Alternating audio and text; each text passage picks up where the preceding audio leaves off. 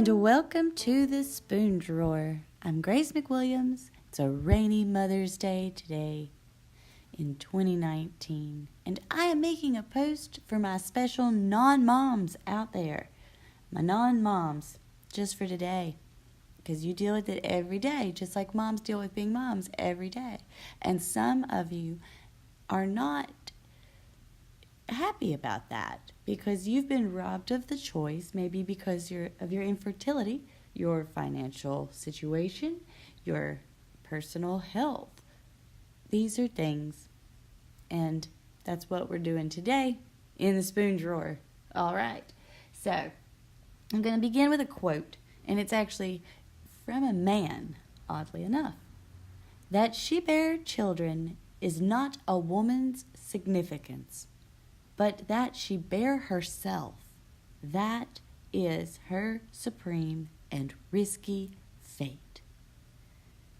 And this gentleman who's enlightened us today is Mr. D.H. Lawrence. Now, I want to say there are a lot of great quotes on this website, Bustle. I just typed in quotes about not having kids, and this one I also like a lot. From Jennifer Aniston. You may not have a child come out of your vagina, but that doesn't mean you aren't mothering.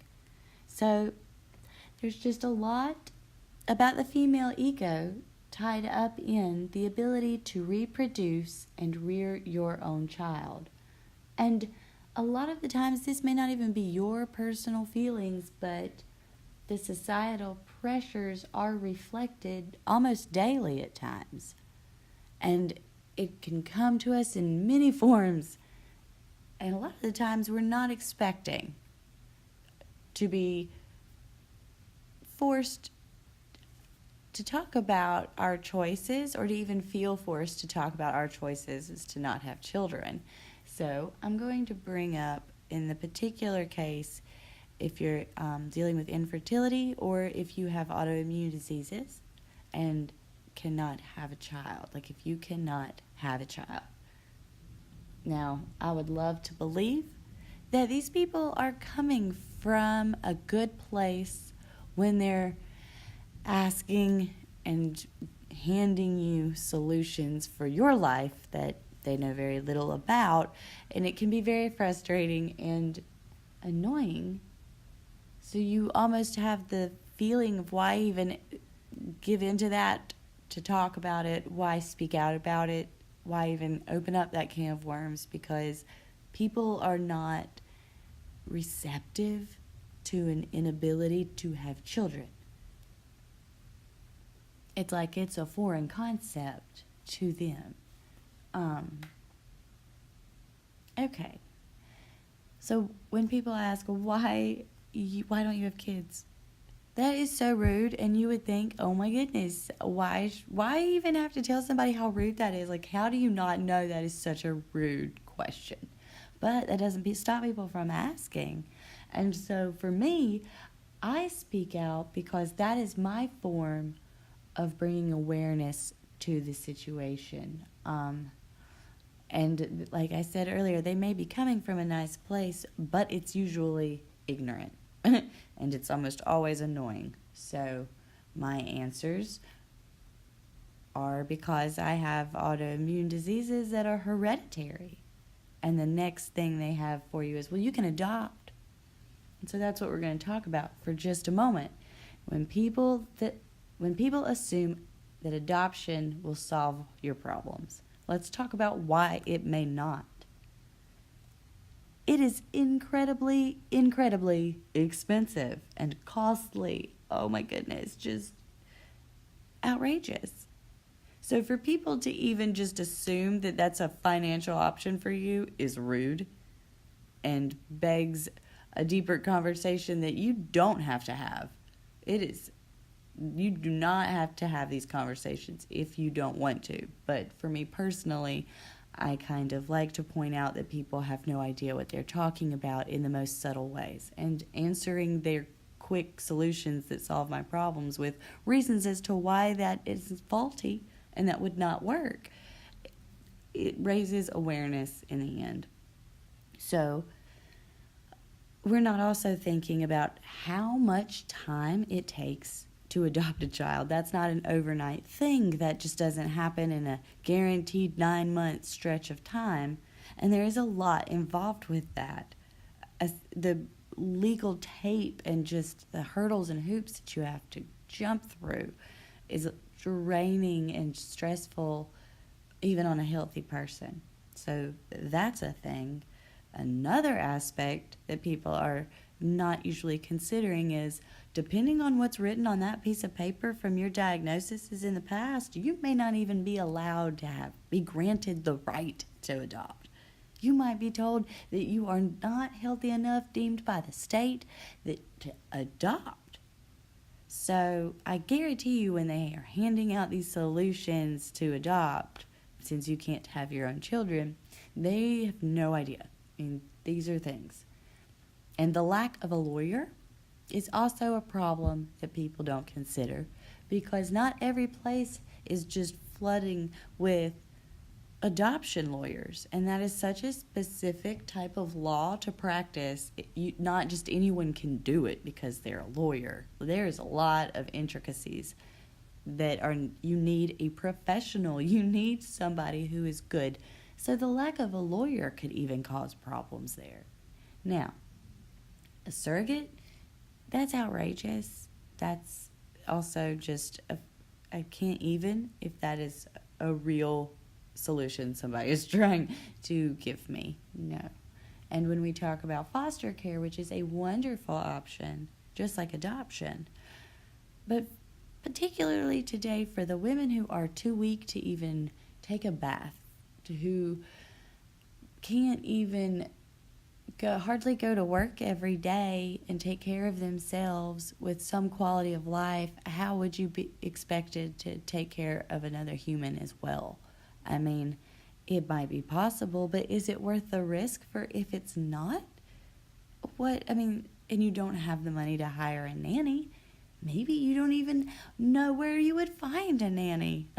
So all of these things go into why this is such a hard pill to swallow, why this is such a challenge for women every day. It can run across the mind, but especially on days like Mother's Day.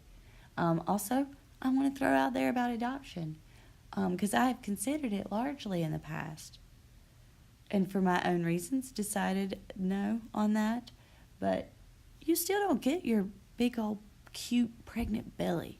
You still miss out on the entire gestation period, which can be great. But what if you want those cute pregnancy pictures? And there's still an aspect that you miss out on, and people don't acknowledge that either.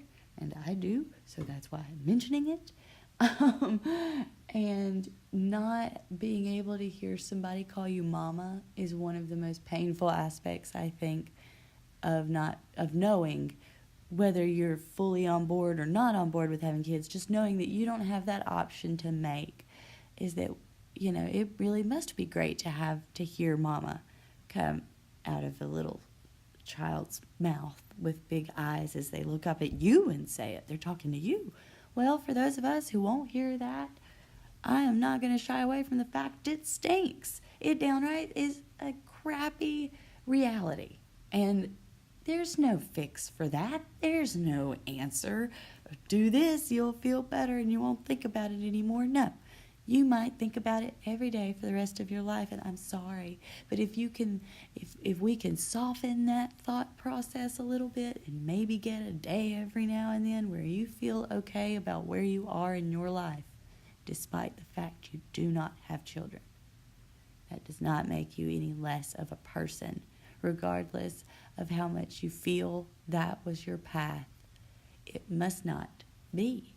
And we can look for the rest of our lives for something to fill that void, and it won't. But because of timing and because of what we're supposed to accomplish in our lives, we might find a very interesting path that opens up.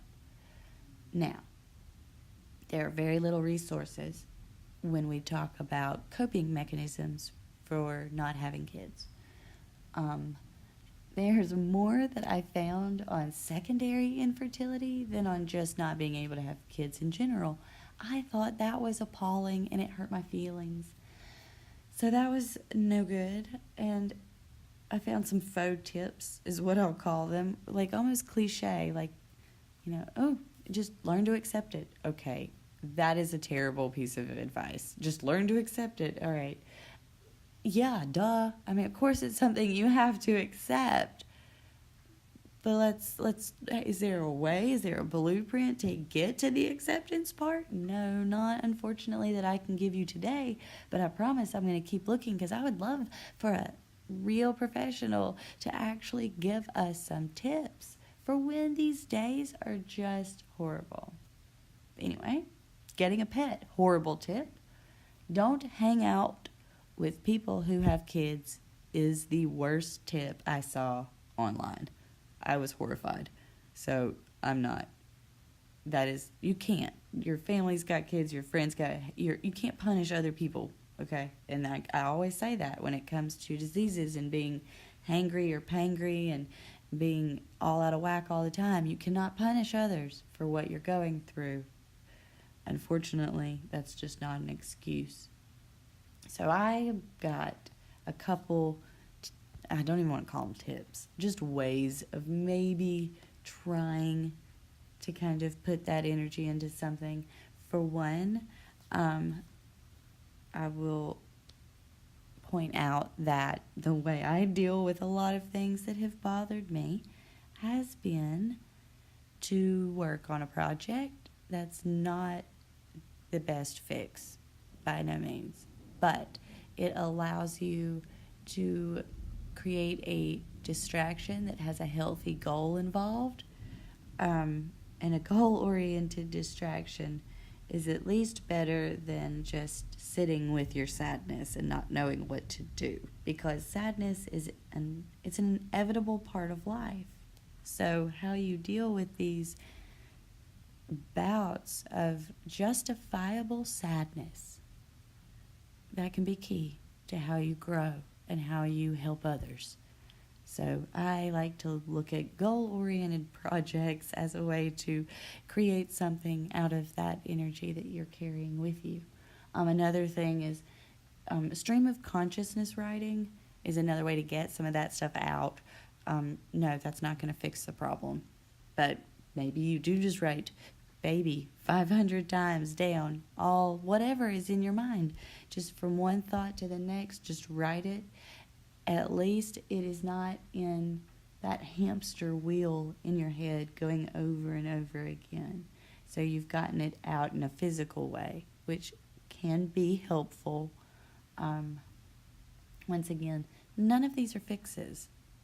These are just things that I've kind of experienced that I've been able to use for various things, not just particularly this, but for the things you can't control that are just gut-wrenchingly sad. Moving on. Now, this varies for the particular individual that you might be, but if you really, a big part of the void for you is just not having children in your life and not feeling that connection with kids, then by all means, there's so many places that you can go and volunteer with kids, and they would be so grateful to have you because you do have a gift. Just because you didn't have kids doesn't mean you're not mothering, which is kind of my point behind that. You put that love into your community, put that love into an organization, your friends, your family. That is still energy and love that can be given to others. And if needing that child presence in your life, volunteer with the nursery at a church, volunteer with the library, community centers. I mean, there's no shortage of places that you can serve. You have a worthwhile thing to give to the world, and that is yourself. So, moving on, if that is not you, if you are in stark contrast, then don't volunteer with kids. Don't feel like you have to like kids. Don't feel like you have to be fixed by being around them. It's the exact opposite. Whatever works best for you as an individual. don't volunteer with kids if you can't. And I say that because I was a children's librarian, and so much at the beginning of my career was fixed by being able to be around children. And by the end of it, so much was like, oh my God, I can't do this anymore every day. It's killing me. It was hurtful. It was trying to hurt me. And I knew my time was when I needed a break. And I will come back around and work with kids again because I do love it, but not in that capacity and not every day, not in an everyday commitment because it can be very painful. So that is just these little tiny blurbs, really. It's too much of a complex issue surrounding this little considered aspect of autoimmune diseases. And in that, we must be able to also understand how our emotional cycles are involved in our hormonal cycles. Sometimes it helps to know that it's just science making you feel this way right now. Doesn't take it away, but it might be helpful to know why sometimes you're feeling so much more hurt by the lack of you having a child. Look at your hormonal cycles and try to kind of understand it from the physiological standpoint of how your body actually works. I also want to say, when it comes to social media, don't feel like you have to subject yourself to following people who only post pictures of their kids 5 times a day. You don't have to see that. You're not coming from a place of being bitter or envious. It's a matter of emotional self-preservation. Unfollow. You can always check in on them and see how they're going, but you do not have to see 25,000 baby pictures a day on your social media feeds if you don't want to. And that's the glorious thing about it.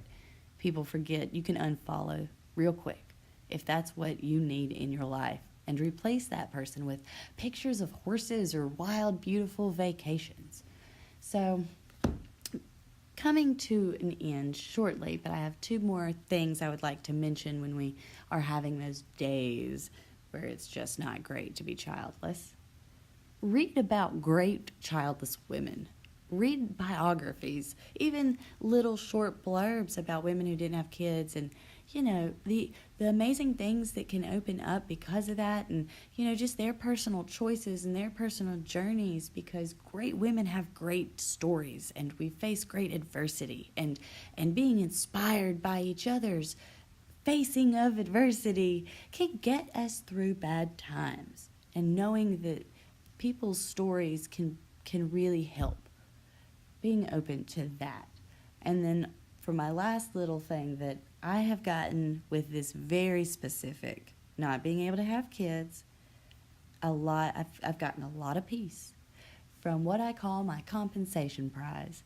And that is something that I might not even have ever considered spending money on if I had kids, because you got to save up for their college education, you've got to save up for their car, you've got to help them for the rest of their lives, and there needs to be some kind of financial blanket for that. But if you don't, if that's not even an option, you can feel good in donating some of your money to some things that help children, but you can also figure out, well, what do you get? So when I asked myself, what do you get then? If you don't have children, you get something great. What will it be?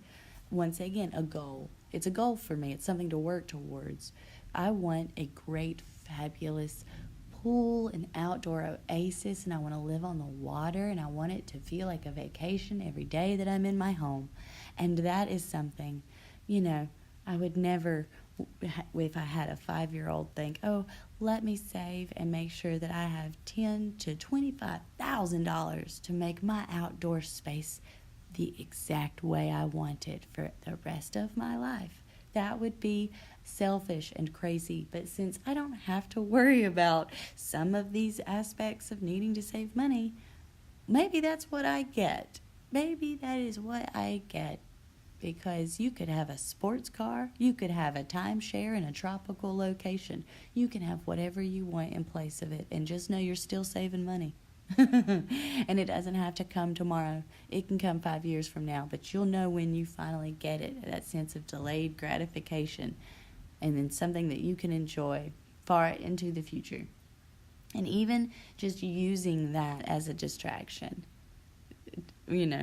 when you are having those bad times and repeating the same childless thoughts in your mind on that hamster wheel. Just switch over to a hamster wheel of real estate or car hunting or, whatever. Timeshare hunting, just anything. It's better to use your energy in something that could make you happy in the end than constantly reaffirming the energy on something that's making you very sad in the present. And that's kind of the only real tip I have, and that goes with anything. When we are constantly worrying about something we can't control, just try to switch gears on that. All right, that's it. It's come to an end. Happy Mother's Day to my non-moms, and for whatever reason you have chosen or not chosen to be non-moms, you are fabulous nonetheless. You have much to offer the world in absolute. You are not defined by whether or not you have children. You are absolutely amazing regardless. With that being said, enjoy this Sunday, kind of rainy, kind of snuggly, and I hope you have a good evening.